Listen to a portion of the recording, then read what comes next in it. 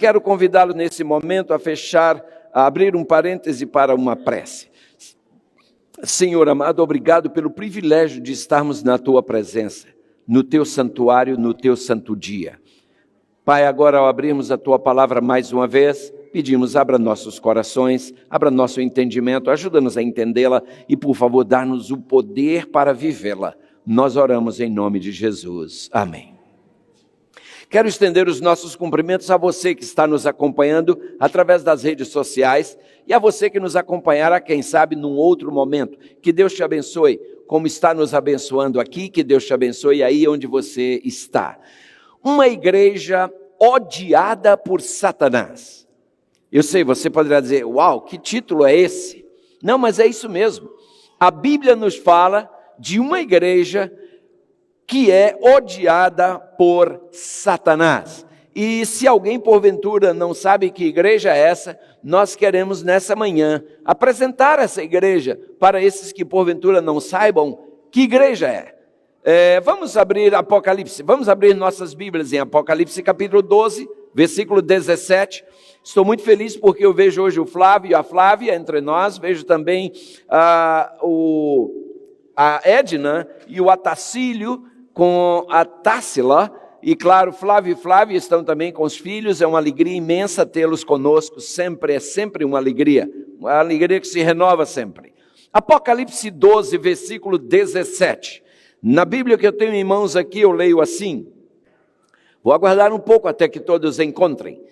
Apocalipse capítulo 12, versículo 17, o texto sagrado diz: e o dragão, esse dragão aí é uma referência a Satanás, irou-se contra a mulher aí é uma referência à igreja, em profecia mulher é um termo que se aplica à igreja, e foi fazer guerra contra o resto da sua semente. Quem são esses? O que diz o texto na sequência? Os que guardam os mandamentos de Deus e têm o testemunho de Jesus. Queridos, Satanás iniciou um conflito cósmico lá nos céus. Em algum momento na eternidade, ele decidiu rebelar-se contra Deus, contra a ordem que regia os céus, e deu continuidade a esse conflito através dos primeiros seres humanos criados por Deus aqui na terra. Toda a Bíblia trata desse conflito, queridos, que há entre Satanás e o nosso amado Pai Deus. Interessante que os 3 primeiros capítulos de Gênesis nos mostram como o pecado entrou no mundo. Os 3 últimos capítulos de Apocalipse mostram como o pecado será erradicado, será tirado do mundo. Eu achei muito interessante esse pequeno detalhe. O diabo chegou a pensar que ele havia triunfado quando ele usurpou o controle desse planeta pela queda de nossos primeiros pais. No entanto, já em Gênesis capítulo 3, versículo 15, a inimizade entre ele e a mulher, com a vitória dessa última, ou seja, com a vitória da mulher, esmagando-lhe a cabeça, foi declarada lá no Éden, lá no começo de tudo. Portanto, irmãos, a derrota de Satanás já está declarada lá em Gênesis 3, versículo 15. Na cruz do Calvário, o acusador e enganador foi lançado fora do seu lugar de usurpação, e Cristo, o segundo Adão, tornou-se o nosso representante. Os senhores, quando leem o livro de Jó, logo no seu capítulo introdutório, mostra Deus tendo uma reunião com os seus filhos, e a Bíblia diz, e veio Satanás entre eles. Veja, esse detalhe já mostra que Satanás não era considerado um filho de Deus, mas um intruso.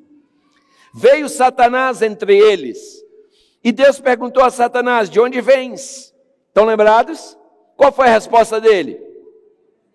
Eu venho de rodear a terra e passear por ela. Essa expressão, rodear e passear pela terra, é uma expressão que denota possessão. Em inglês fala-se ownership. ele se sentia o dono desse planeta, e estou aqui agora representando o planeta Terra. Quem deveria estar ali no lugar de Satanás deveria ser Adão. Porém, Satanás havia usurpado das mãos de Adão o controle desse planeta. No Calvário, ele perdeu, amém? No Calvário, Jesus retomou o bastão e disse: quem controla sou eu, amém, irmãos? Maravilha! Esta verdade contida nas Escrituras. A morte de Cristo, claro, reconciliou o mundo com Deus, e o acusador, o diabo, não tem qualquer direito mais sobre este planeta. Ele é ousado, claro. Ele foi derrotado, mas ainda não destruído. Porém, lembre-se, tudo que Satanás pode fazer com você e comigo é barulho à nossa volta. Tudo que ele pode fazer é nos tentar. Ele não pode, queridos, nos forçar a pecar. Lembrem-se quando ele atacou a Jó, quando ele atingiu a Jó. Ele só foi até onde Deus permitiu a cada etapa. E assim é com você e comigo. Deus só permite que o inimigo nos prove, que ele nos tente, até onde Deus sabe que nós podemos suportar. Quando eu ouço alguém dizer: eu caí porque a tentação foi demais para mim. Não existe tentação demais para ninguém. Deus seria injusto se ele permitisse. Paulo nos diz que Deus não nos deixa ser provados além do que podemos suportar. Muito pelo contrário, juntamente com a provação, ele dá o escape.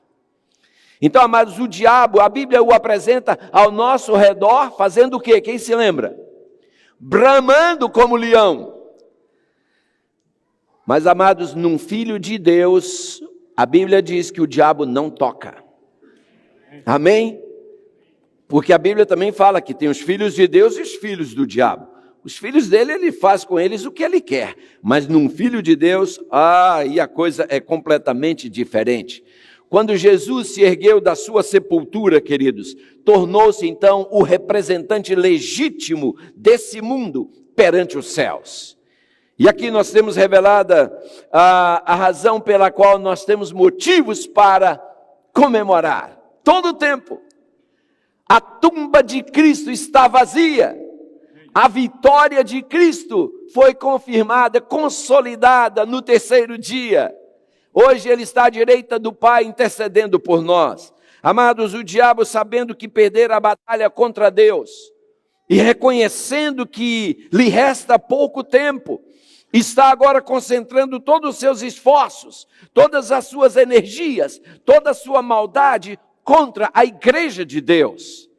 E aqui nós temos revelado então a causa oculta de grandes lutas que nós enfrentamos na igreja. O profeta João, quando estava ali na ilha de Patmos, isolado, prisioneiro, foi mostrado a ele este inimigo de Deus e do homem perseguindo a mulher, ou seja, a igreja. Como já lemos em Apocalipse 12, versículo 17. Até a morte de Cristo era plano de Satanás reunir outros mundos em torno de si, em sua rebelião contra Deus. Mas após o Calvário, ele viu que ele estava derrotado.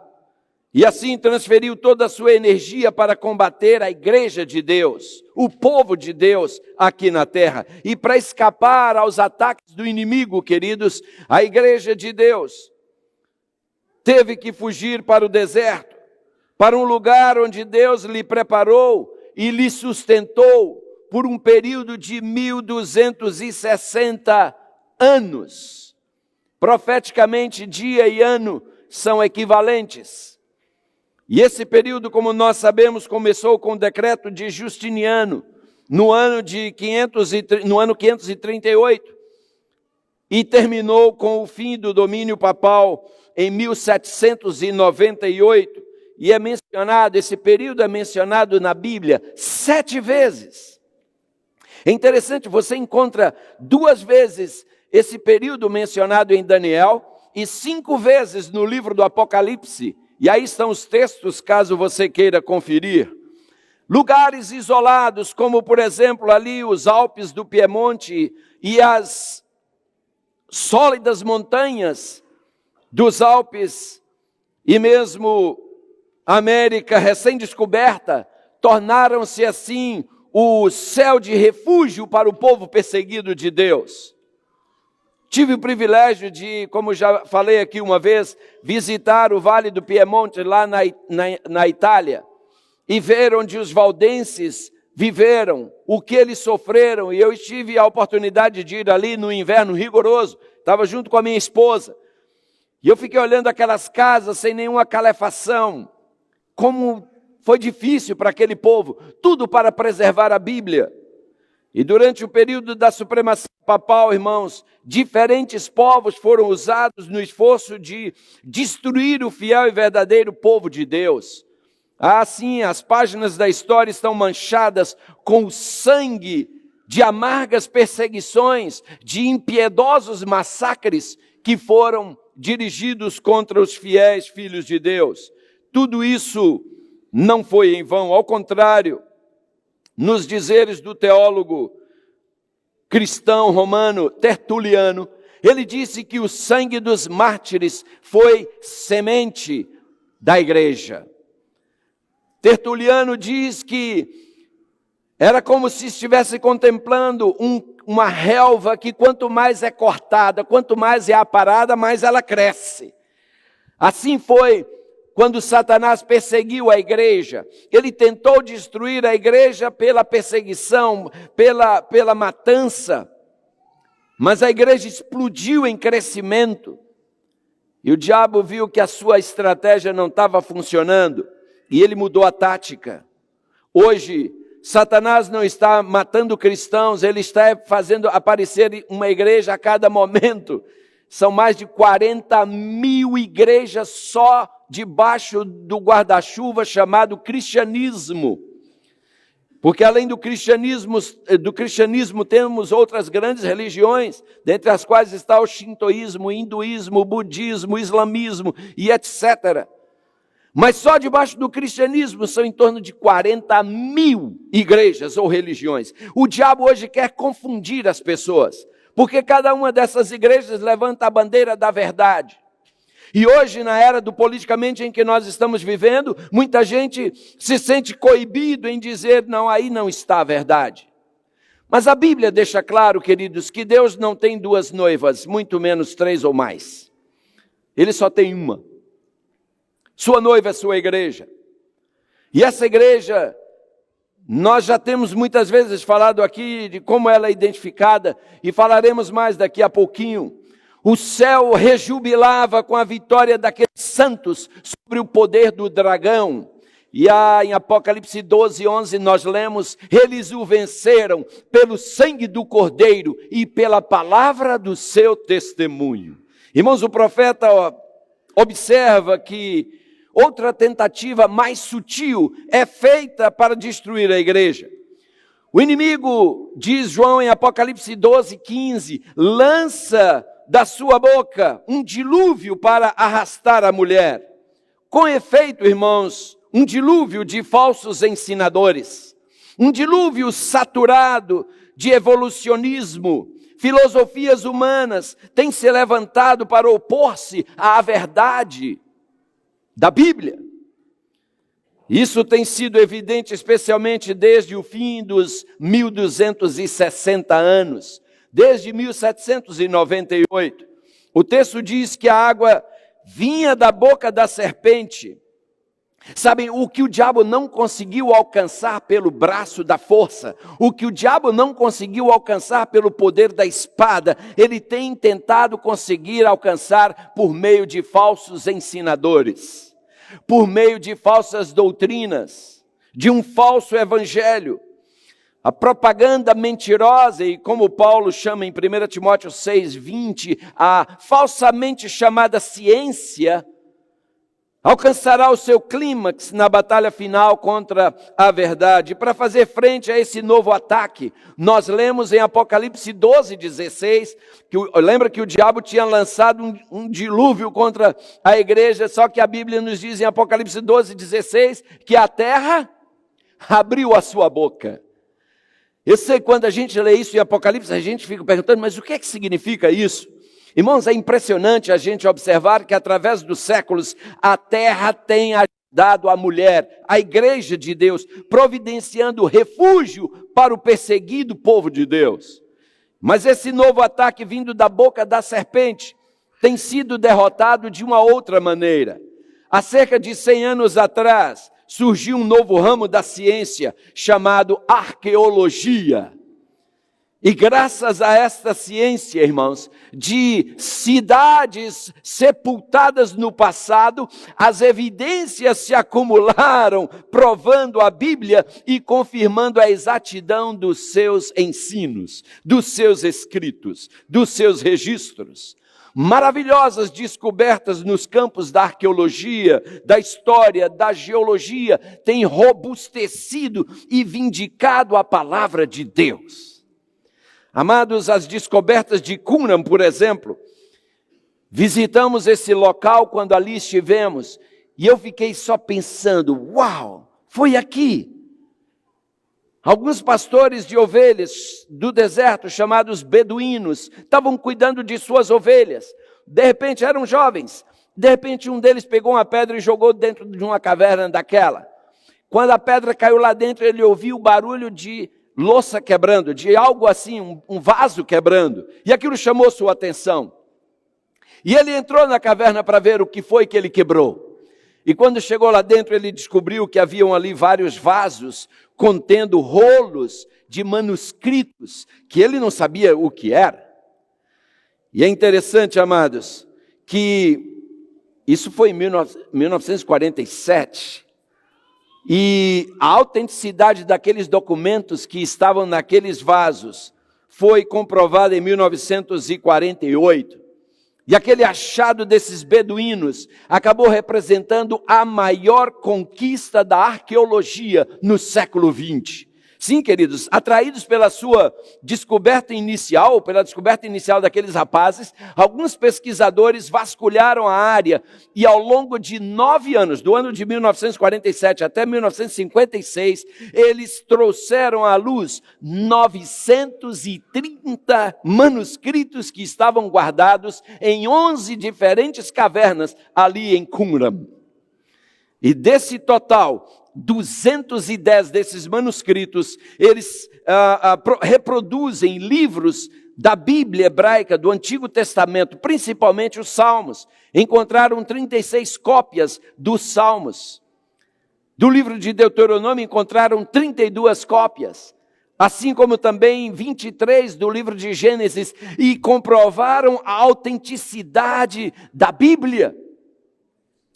Os críticos da Bíblia têm dito, quem me prova que a Bíblia que temos hoje é a mesma que foi originariamente escrita? A descoberta de Qumran fechou a boca desses críticos. Assim Deus tem feito a mulher abrir a sua boca para engolir o dilúvio das falsidades produzidas pelo diabo. E ainda depois foi descoberta a pedra de Roseta, em 1799. Isso aí tornou-se a chave do passado, essa pedra, irmãos, permite aos estudiosos aprenderem as línguas do Egito Antigo, e assim abrindo desse modo toda a história do passado ao conhecimento. A descoberta da pedra de Roseta foi uma das mais significativas também da história. Milhares de descobertas têm sido feitas, e todas comprovando a exatidão do relato bíblico. Oh, que Deus maravilhoso, irmãos. A terra tem, de fato, aberto a sua boca. As pedras estão clamando, literalmente. Aos ouvidos dos céticos, as pedras clamam, a tua palavra é a verdade. Oh, meus amados, que coisa extraordinária. A maior e última tentativa de Satanás será, claro, contra a própria última igreja, chamada nesse capítulo de Apocalipse como o restante da semente. Esses seres leais, obedientes aos mandamentos de Deus, possuindo o testemunho de Jesus, permanecem como suas fiéis testemunhas. No livro O Grande Conflito, a página 582, nós lemos: desde o início do grande conflito no céu, tem sido intento de Satanás subverter a lei de Deus. Foi para realizar isso que ele entrou em rebelião contra o Criador. E posto que fosse expulso do céu, continuou a mesma luta na terra. Enganar os homens, levando-os assim a transgredir a lei de Deus, é o objetivo que perseverantemente tem procurado atingir. Queridos, em toda grande crise da história, Deus tem tido seus fiéis, cuja obediência a Ele tem sido mais preciosa do que a própria vida. Felizmente, Deus sempre teve um remanescente fiel. Em Isaías 1, verso 9, descrevendo um tempo em que a verdade estava sendo comprometida, Isaías referiu-se a esses que eram leais a Deus como sendo o seu remanescente. E se você ler o profeta Sofonias, capítulo 3, versos 12 e 13, usa a mesma expressão, assim como também Miqueias 4, 7. Chama aqueles que permanecem fiéis até o fim. Sempre são poucos, não são muitos, são chamados de remanescentes. Na última grande crise, irmãos, do século, Deus terá um remanescente fiel, um remanescente leal, que por sua graça permanecerá firme pela verdade e pela justiça, ainda que caiam os céus. Às vezes a gente ouve alguns, talvez vencidos pelo desânimo, ou talvez não ancorados suficientemente na fé, dizerem, a igreja está se apostatando. Escuta, irmãos, essa igreja não está se apostatando. E aqui cabe um amenzinho para você que tiver dúvida. Essa igreja não está se apostatando. Alguns dentro da igreja estão se apostatando. E a minha Bíblia e o Espírito de profecia me assegura que uma sacudidura jogará esses para fora. Porque lá fora tem o que nós chamamos de igreja invisível. Deus tem filhos fiéis nas outras denominações, irmãos, que estão lá por enquanto.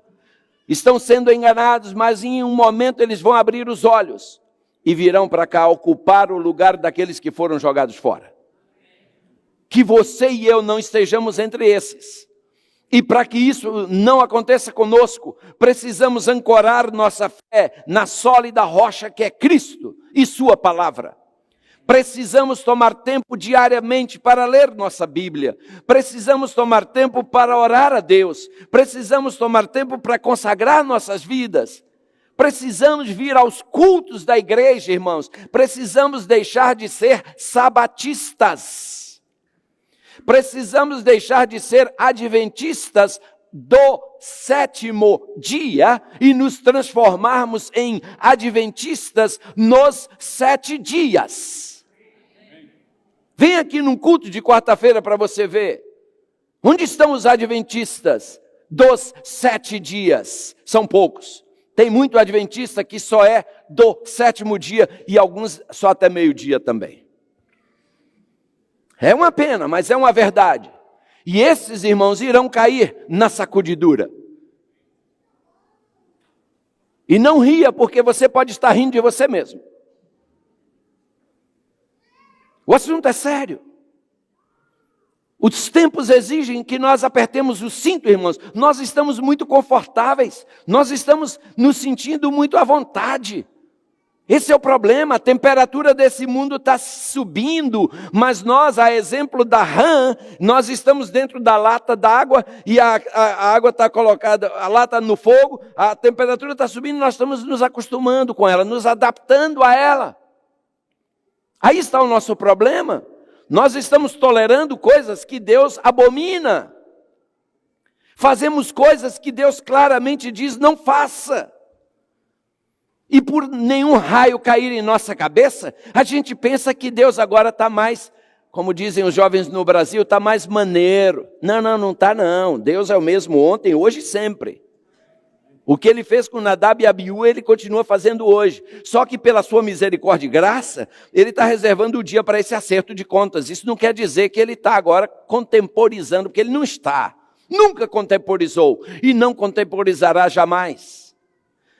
Amada igreja, em Apocalipse 12, versículo 17, João descreve a igreja de Deus como formada por aqueles que guardam os mandamentos de Deus e mantêm o testemunho de Jesus.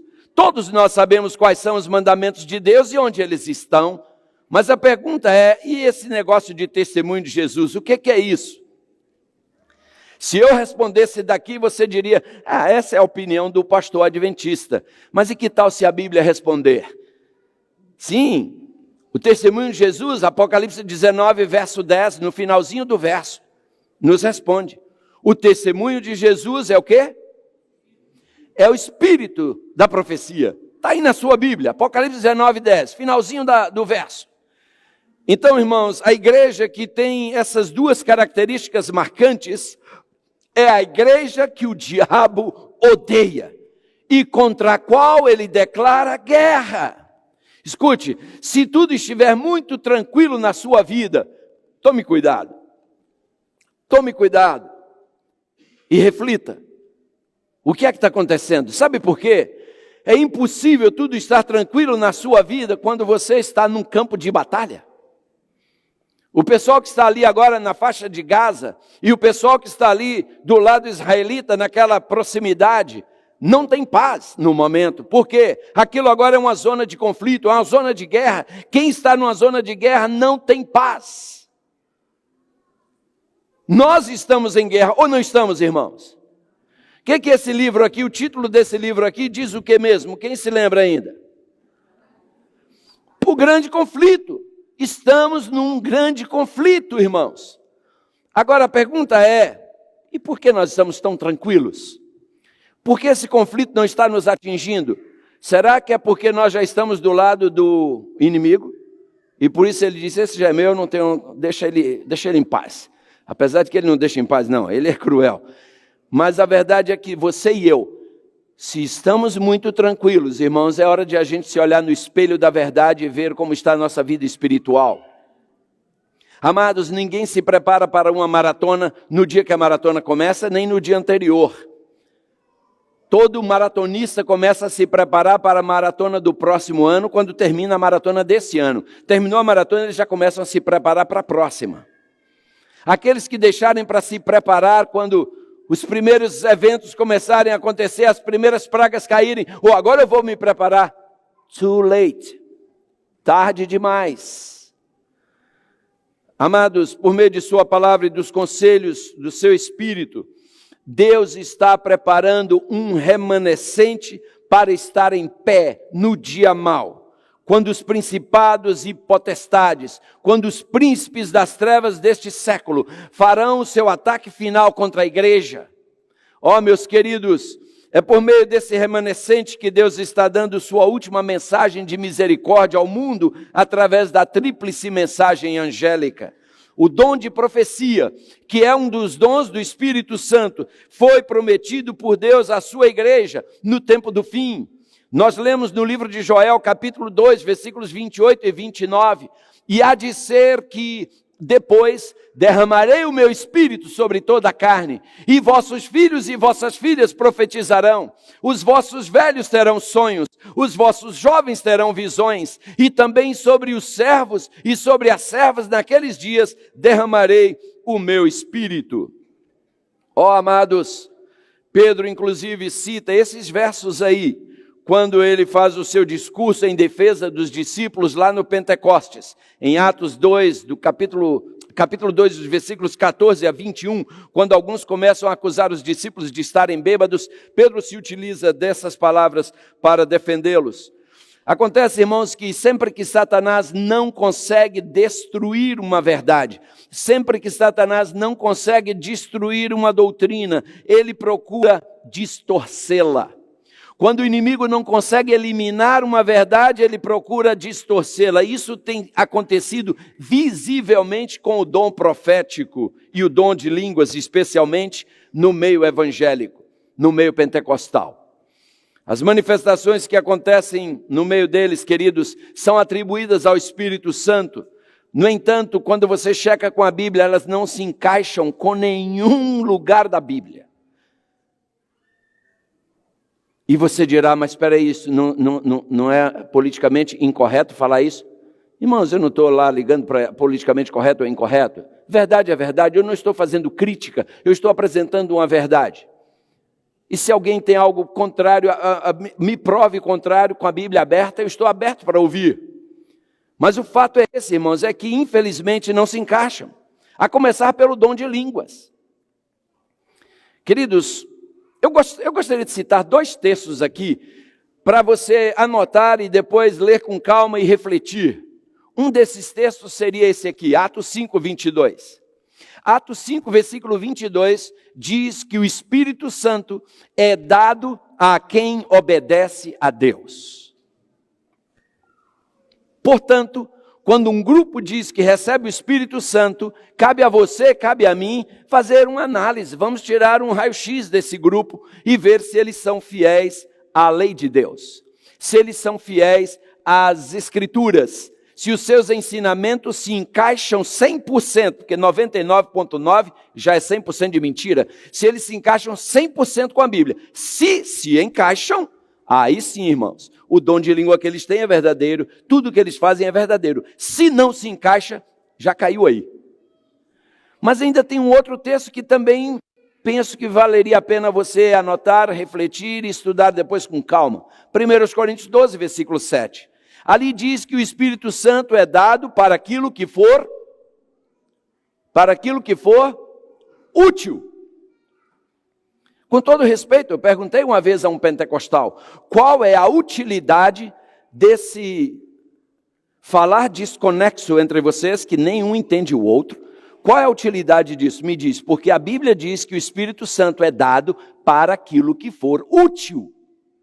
E o dom de línguas que aconteceu em Atos 2 foi útil, porque eles pregavam em idiomas que eles nunca haviam estudado. E as pessoas que ali estavam, representando o planeta na época, vindos de todas as partes do planeta, eles entendiam. Então ali foi útil, porque foram idiomas que foram falados, e não essa glossolalia que ninguém entende. Aí eles jogam lá para os anjos. Não, é a língua dos anjos.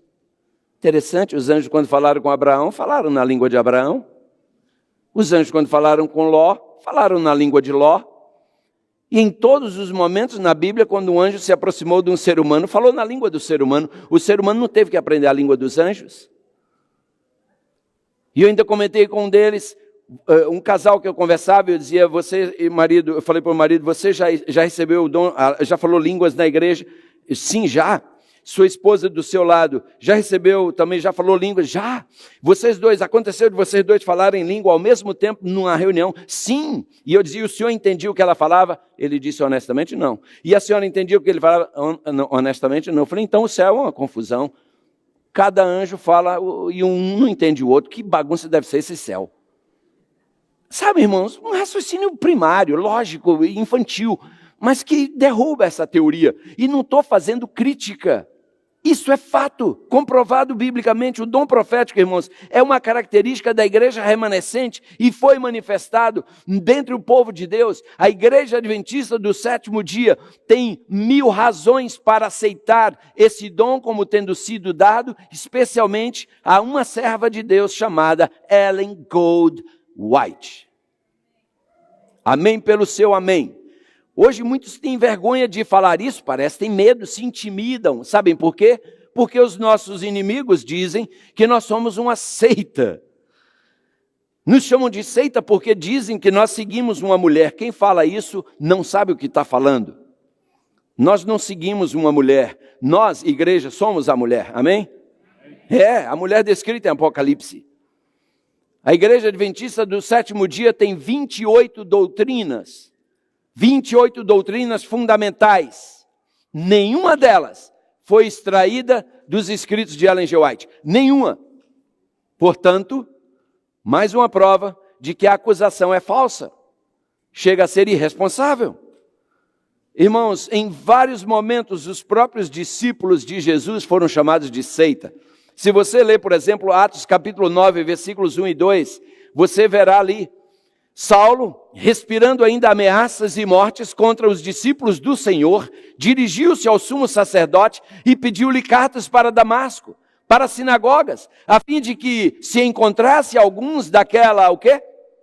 Seita, quer homens, quer mulheres, os conduzisse presos a Jerusalém. Então quem eram esses irmãos daquela seita? Aqui atrás diz que eles eram quem? Os discípulos do Senhor. Eram chamados de seita. Se você vai a Atos capítulo 24, versículo 5, ali diz: temos achado este homem. Agora já, o Saulo que antes perseguia a seita, agora se torna membro da seita. Temos achado esse homem. E é uma peste e promotor de sedições entre os judeus, entre todos os judeus, por todo o mundo. E o principal defensor de quê? Da seita dos nazarenos. Quem era esse nazareno? Era Cristo, que nasceu em Nazaré, ou cresceu em Nazaré, digo melhor. E assim, irmãos, nós podemos ver, se ainda formos a Atos, capítulo 28, no versículo 22, Paulo agora está numa prisão domiciliar, e diz o texto: no entanto, bem quiséramos ouvir de ti o que sentes, porque quanto a esta seita, notório nos é que em toda parte se fala contra ela. Notem, irmãos, de novo, os discípulos e agora os apóstolos sendo chamados de quê? De seita. Portanto, nós estamos em boa companhia quando nos chamam de seita.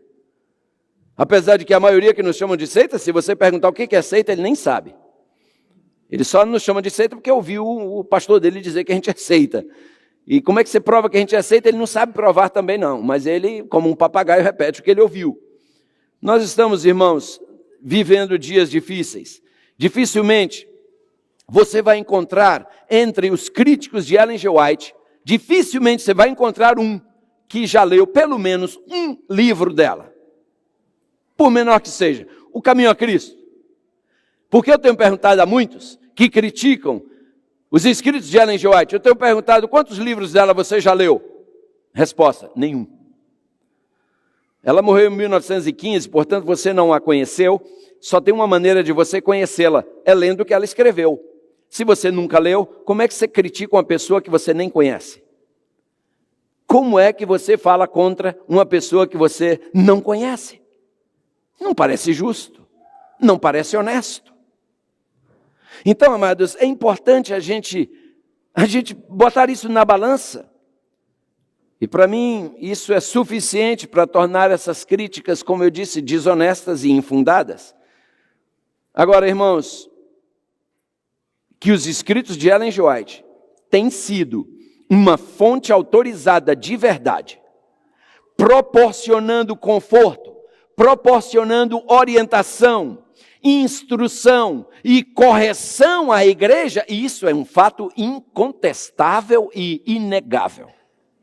Ah, sim, queridos. Essa serva de Deus escreveu sobre os malefícios do tabaco, numa época em que a medicina prescrevia o tabaco para a cura de doenças respiratórias.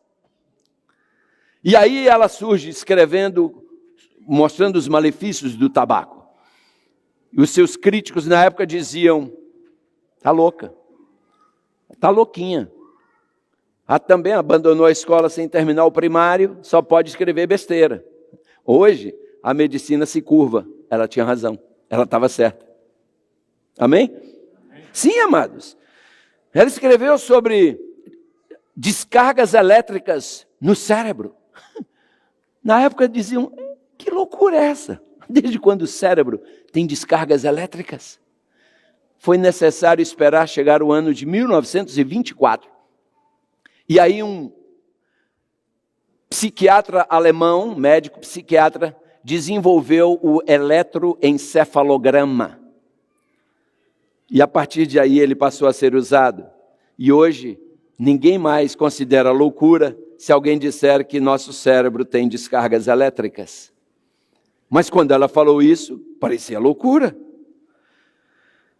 Irmãos, na verdade, Ellen G. White escreveu sobre o perigo, os efeitos do período pré-natal, os perigos desse período, a criança dentro da mãe, ela diz, sofre as influências daquilo que a mãe come, daquilo que a mãe bebe, dos seus atos, dos seus hábitos e até das suas ações e reações nervosas, tudo isso afeta o bebê, ela escreveu. Quando a ciência nos seus dias dizia loucura de novo, tá louca, porque a criança está totalmente protegida dentro da placenta e desconectada da mãe. Nada que a mãe faça afeta o bebê está totalmente isolado. Hoje a ciência diz, ela tinha razão. Através do cordão umbilical, realmente, o que a mãe come, tudo que se passa com a mãe afeta o bebê, para o bem ou para o mal. Você sabia que você pode alterar a cadeia genética do seu bebê no seu ventre? Você pode alterar muita coisa. Esse negócio da gente dizer assim, eu tenho essa doença porque meu pai tinha, minha mãe tinha doença hereditária. Na maioria dos casos, as doenças hereditárias acontecem, sabe por quê? Porque nós herdamos os mesmos hábitos errados de nossos pais, dos avós. A gente vai perpetuando errado como eles comiam, fazemos tudo errado como eles faziam. E claro, herdamos as doenças que eles tinham. E ainda dizemos, não, é porque minha mãe já tinha esse problema. Você pode quebrar essa cadeia com o bebê no seu ventre. É por isso, irmãos, que uma criança deve ser planejada. Lamentavelmente, hoje, tem gente que engravida para fazer experiência. Deixa eu ver se vai funcionar. Eu nunca tive um bebê, vou engravidar para ver se funciona. Como se fosse uma máquina, vou ligar para ver se funciona. Se funcionar, eu desligo. Não é assim, irmãos. Irmãos, eu queria falar muito sobre essa área, mas não posso porque não é a temática de hoje. Mas eu quero lembrar as mulheres e rapazes da minha igreja, escutem, escutem, isso aqui poderá ser desconfortável para alguns, mas eu quero dizer, irmãos, nós não fazemos sexo e depois casamos, não. A gente casa para depois fazer sexo. Quando você faz sexo e depois se casa, se amanhã seu marido botar chifre em você, não reclame. Você ensinou para ele. Que é por aí. Deus nos orienta, irmãos, como é que as coisas funcionam. Você quer ter a bênção de Deus? Faça como Deus manda. Leia a sua Bíblia. Você vai descobrir cada coisa fantástica na Bíblia. Porque quando você faz tudo certinho como Deus manda, o casamento ainda é um desafio. Agora imagina quando você vem pela porta dos fundos. Só pode enfrentar batalhas terríveis. Mas isso é assunto para uma outra conversa, irmãos. Amados, Ellen G. White um dia escreveu sobre os danos da poluição.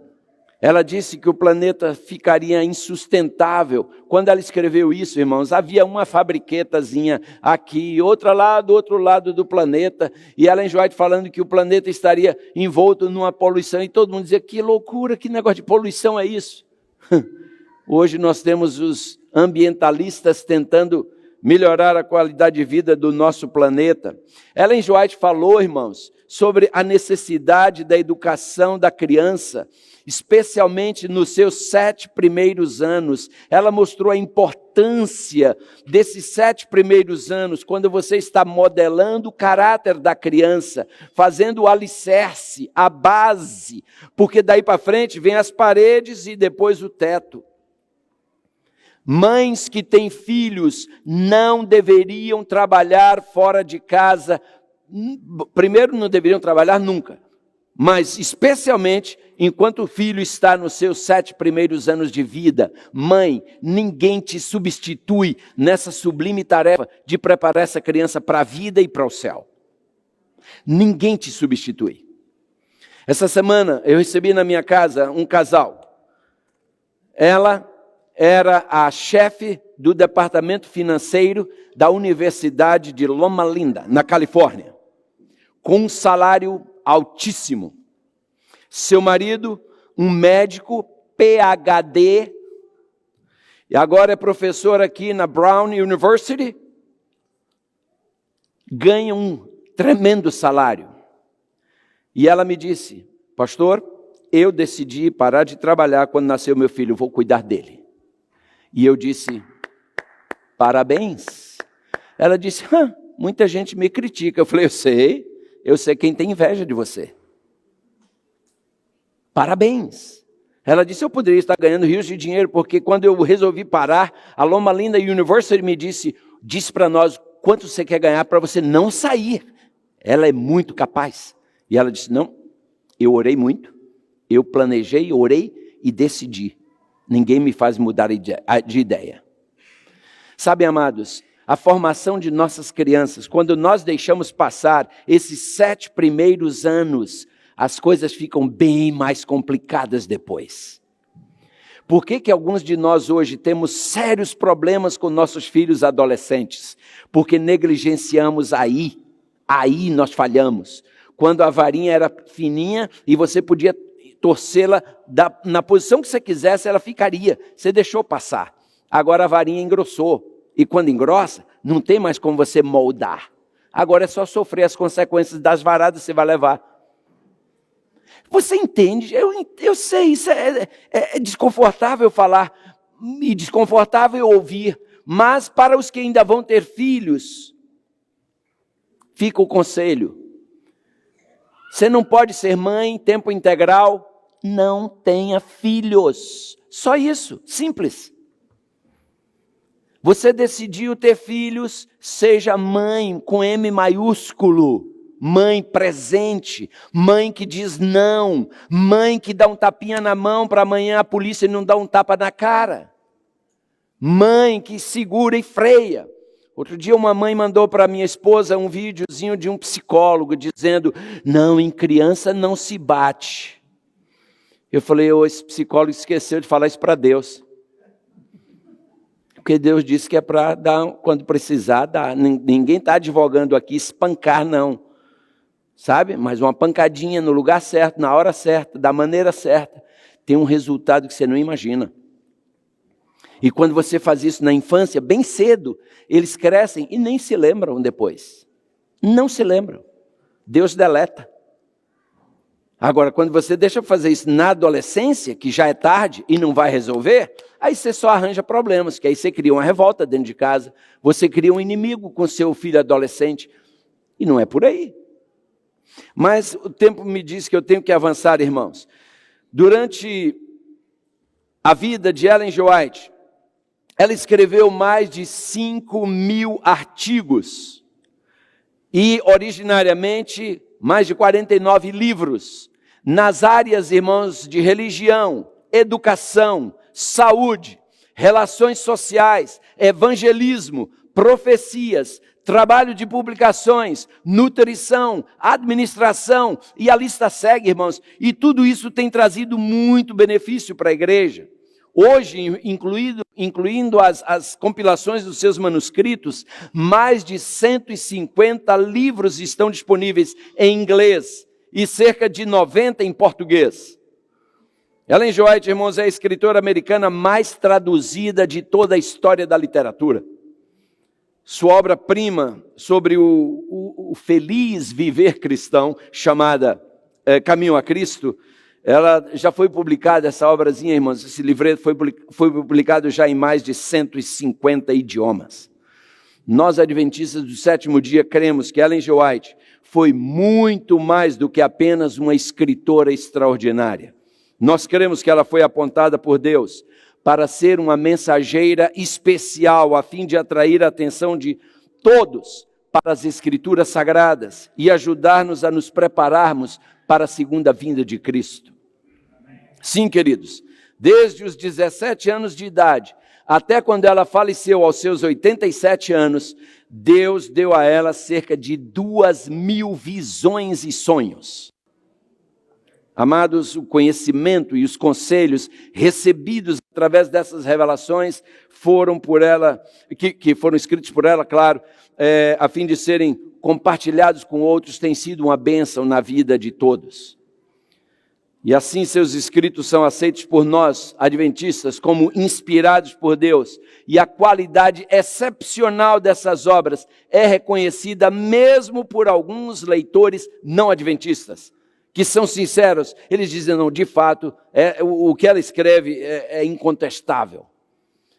Os livros de Ellen G. White, irmãos, eles nos auxiliam grandemente numa melhor e maior compreensão da Bíblia. Eles não substituem a Bíblia.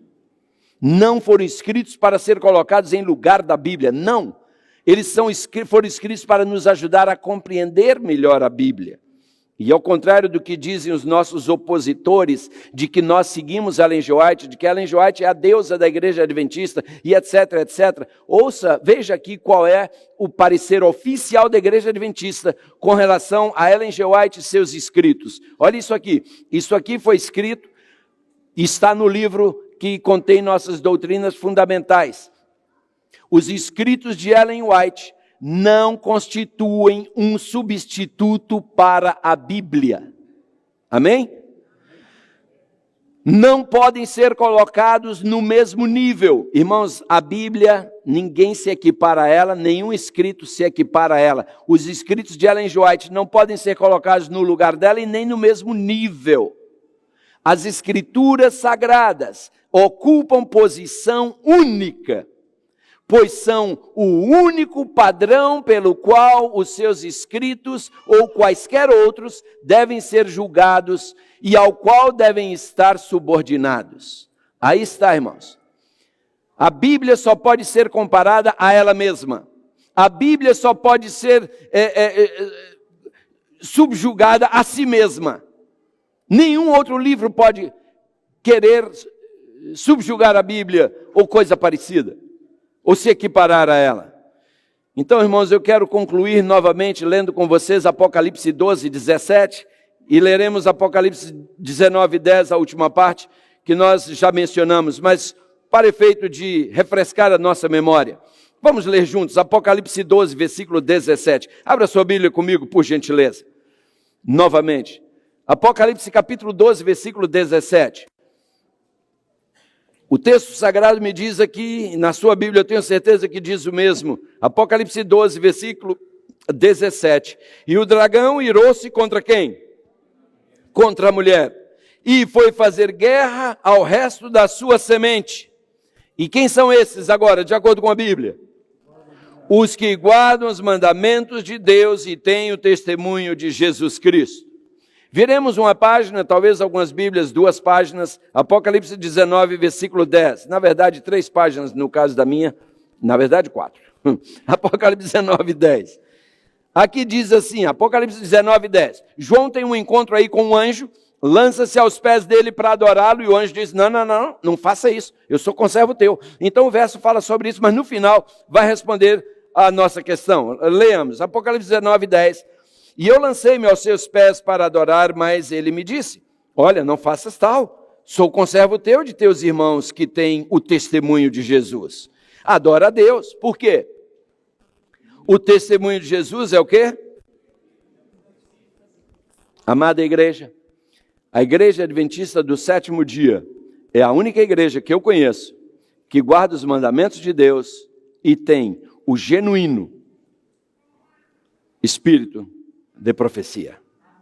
Portanto, esta é a igreja odiada por Satanás. E olha, amados, se tem algo que me deixa muito feliz, é saber que o diabo odeia a minha igreja. Se tem algo que me deixa muito feliz, é saber que o diabo me odeia. Me preocuparia muito se eu soubesse que ele ama a nossa igreja e que nos ama.